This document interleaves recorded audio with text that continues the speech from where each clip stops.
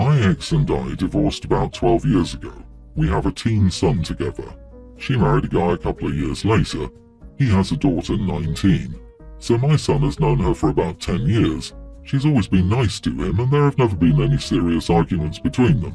My ex and her husband live about an hour and a half from town. So when she got into college, they decided they didn't want her commuting 3 hours a day, especially in winter. So they budgeted for her to live with friends while in school. I've known the girl since she was 7 years old. She's an intelligent, charming and friendly kid. She's also burnt out from school. I'm not going to defend her actions. She lied to my ex and her father about dropping out of college. She did her first semester, but she was overwhelmed and dropped out, and she didn't tell them. But she kept the money they sent her for housing and food. She shouldn't have lied, but I understand why she did. They cut off her funding and told her to get a job, which is totally fair. If you aren't in school, you should be supporting yourself. She had enough money to make it to July. She found a job, but it didn't pay enough to cover living in the city. Her dad and my ex would not let her move home.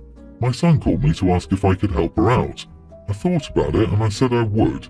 I have a room in my house. So I told him to have her call me. We discussed it and she moved in at the beginning of this month. She's paying rent she can afford and buying her food. She's also doing chores around the house. My ex found out what I did and lost it on me. Their plan was for her to be so desperate that she agreed to return to college, with them keeping a closer eye on her. I screwed everything up by not letting her become homeless. Her husband is angry with me for interfering with a kid I'm not related to. I can understand where they're coming from, but I think they're not doing the right thing. I just want my son to know she's in a safe place. I also think she will return to school once she figures out how much it sucks to only have a high school diploma. Edit, I knew I'd forgotten something. Her mom and dad's family are all in Alberta, and she doesn't want to move there. And please know that, to my knowledge, she isn't into people with a Y chromosome. I'm not into girls young enough to be my daughter. Not the idiot, big time. She's burnt out in her late teens and someone calls you an idiot for helping her? Wow. Their plan was for her to be so desperate that she agreed. As someone with mental health issues who also overworked themselves and had to drop out of uni, your ex makes me really angry. I cannot understand why any parent would let this knowingly happen and even make it worse. That's just cruel. You potentially saved her from stuff like depression or other struggles. She must have her reasons that she lied to them. Her parents sound controlling. Do they really want her to be homeless? That's beyond cruel. I do think it's funny that her dad and your ex didn't think your son was caring or smart enough to try to figure out how to help his sis. Kudos to him for trusting and asking you. College isn't for everyone. She should have told them, but from their attitude it seems she knew it would be futile. I'm a psychologist and I've had a few clients in similar situations. Do you know what I've never seen? Financial coercion leads to healthy and happy adults. Her parents should be damn ashamed of themselves. Clearly, she knew her parents wouldn't support her trying to take care of her mental health. These people are okay with their daughter being homeless on the streets of Winnipeg if it means they get their way. That's so incredibly messed up. She lied as a survival mechanism because she didn't see any other way. Again, that doesn't make it okay, but the psychologist side of me has a lot of compassion for folks with parents like hers. My 33 female, older brother 40 has 3 preschool-age kids. I myself have no children by choice. We never were very close, but he always asked for help with the kids. Saturday was a beautiful day. My husband and I had plans to spend the day in our pool. At 10 AM, he calls me and asks me to come over and help with the kids for an hour or two because his wife is going to get her nails done. I declined and told him what my plans were. He has a fit saying that I could come to help him and then go home and still spend all day in the pool, which is true. He only lives about 15 minutes from me, but honestly I just didn't want to have to spend the morning with his kids and was really not in the mood to babysit. So again I said no, hung up and had a nice day with my husband. Later that day I got a nasty text from sister-in-law about not helping out. She was angry she had to cancel her nail appointment. She pretty much called me an immature idiot for not helping. My mom thinks I could have just gone over for an hour or two since it wouldn't have messed with my plans and I had no real reason not to. Now I feel like an idiot. Edit, he's never been alone with them. My mom or his mother-in-law are always there.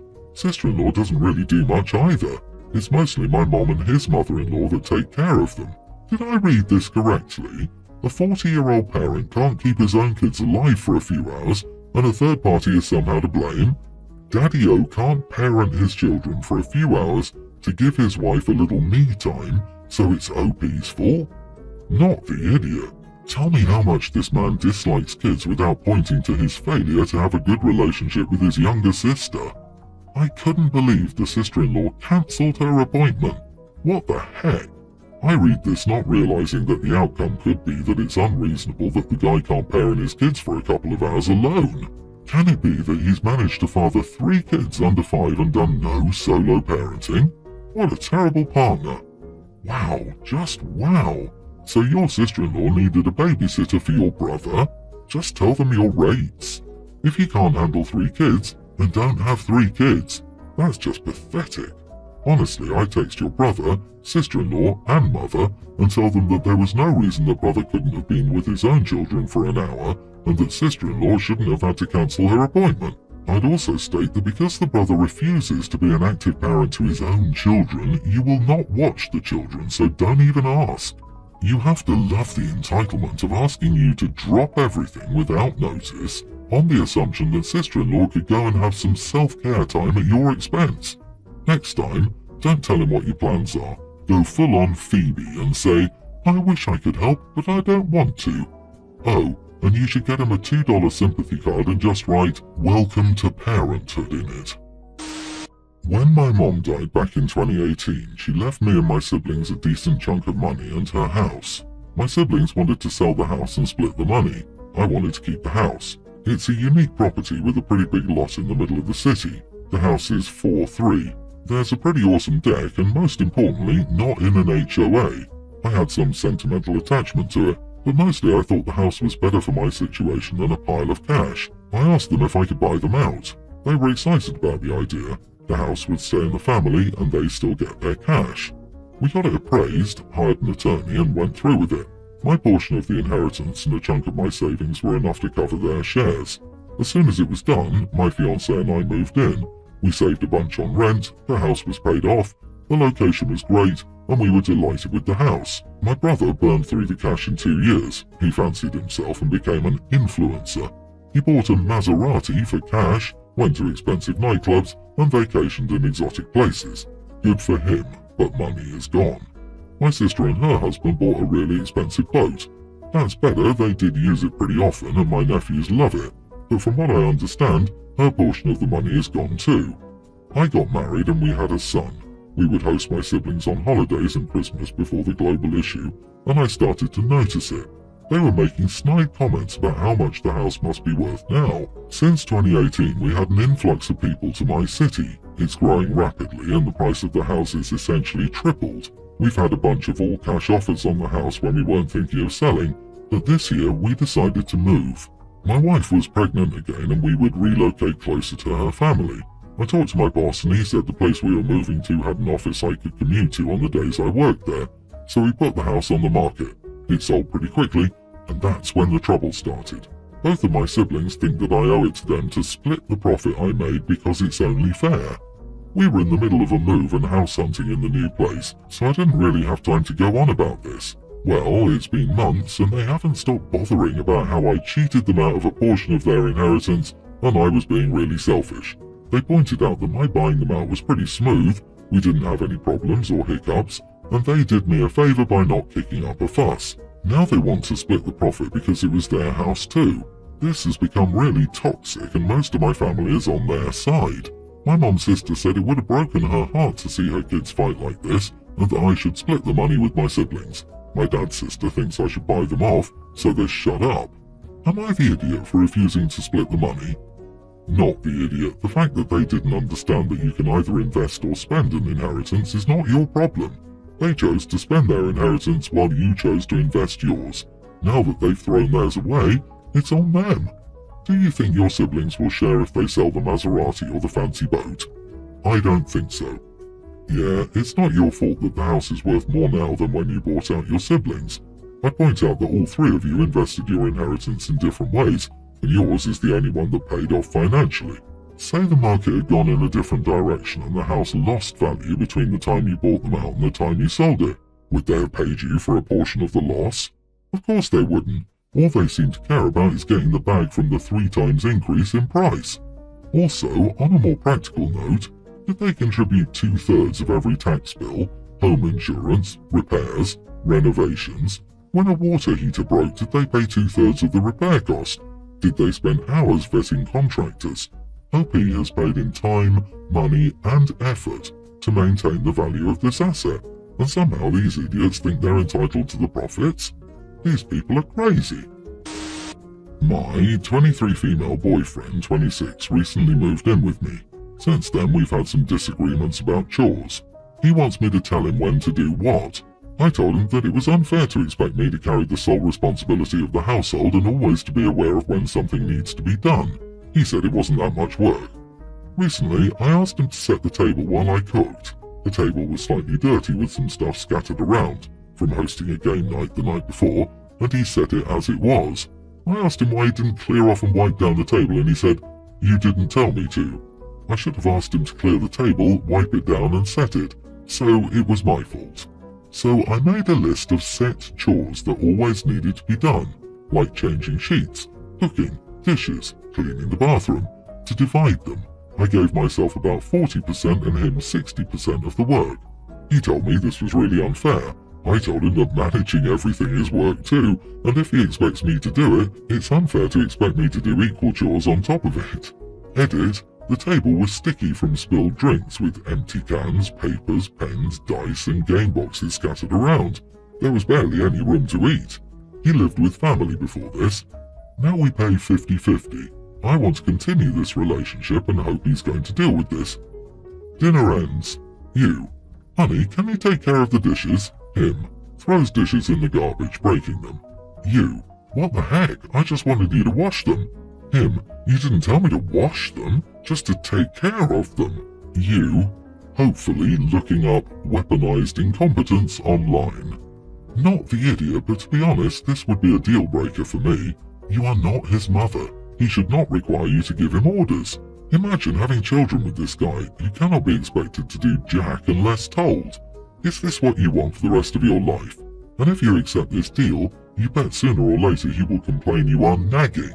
Google weaponized incompetence and mental load, and think long and hard about this relationship. You are very young. I guarantee there are many better men out there. Have high standards. My ex was like this. He always told me he didn't mind helping. I just needed to tell him what to do and when. That he didn't have the same level of cleanliness that I did. He'd say he doesn't notice when things are dirty. Or I'd ask him to clean the ensuite shower because I hated doing it. Glass doors. He'd tell me he'd clean it next time he was showering because that's easier, but he'd forget. I refused to be a girlfriend who nagged, so after a while I was tired of asking and stopped. One day he was literally playing games as I cleaned around him, getting the house ready for his friends to come over. It was exhausting. Then I remembered the story his mother told me about how useless his last girlfriend was, and how she'd go over to clean, and the girlfriend would just sit there while the mother vacuumed around her. I'm only just realizing now how smart the ex-girlfriend was. Except, I can't live in a dirty place. Anyways, rumor has it the ex now has a house cleaner. Shocked. OP, he won't change. My dad is getting married soon. He and his fiancée just bought a house together and will all be moving into the house in a week. My dad has me, a teen female, and my brother, 19. His fiancée has 4 kids, a young male teen, a male tween, a male younger tween and a female pre-tween. The house is big enough for me and her younger kids to have our own room. Her older 2 like sharing, but her daughter wants to share a room with me. She said she never had a sister before, and the boys prefer each other to her, so she'd love for us to be sister roommates, and for her to get to share a room with her new sister. I heard her say this stuff, and it wasn't totally surprising because she tries to be my shadow when she sees me. My dad's fiancée loved the idea. My dad told her, fiancée, they'd need to ask me first, and when they asked, I said no. I was asked why, and I said I like my privacy and there's space for me to have my own room, and that was the original plan. His fiancée said it would be a great chance for us to bond, and I said I don't care. I don't want to share the room. My dad said it was okay. He and his fiancée argued over it. Then she asked me again and told me her daughter would be really upset if I said no. She asked if I didn't want a sister, and I said no, I've always loved and had a good relationship with my brother and never considered having a sister. That sharing with her daughter would not fulfill some secret wish I've always had. It would frustrate me when I was supposed to have my own room. My dad's fiancée was angry about my refusal, and her daughter, as she predicted, was upset. She tried to talk me around, which didn't work and only upset her more, leading to her mom being angrier with me. Am I the idiot? Not the idiot. In what world would a teenager and a pre-tween have anything in common? The age difference is significant. You are both at different stages of development with different needs. Of course, you want your own space, and your dad's fiancée is not thinking about you at all, only her own child. So don't accept this emotional blackmail. Stand your ground. It's sad that the little girl has her feelings hurt, but that doesn't make it right for you to cave and share a room with her. Soft, you are the idiot. I get you were being badgered, but a lot of your responses were hurtful and unnecessary. All you had to say was, I want my privacy, and was told I'd have my own room. That said, the real idiot in all of this is your dad for allowing any of this conversation to happen after you initially said no.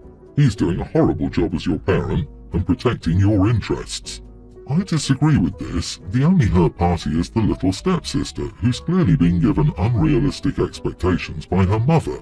If soon-to-be stepmom had communicated from the start that they wouldn't be sharing a room, there'd have been no hurt feelings. This wasn't OP's problem to fix. Honestly, I think stepmom wants a babysitter.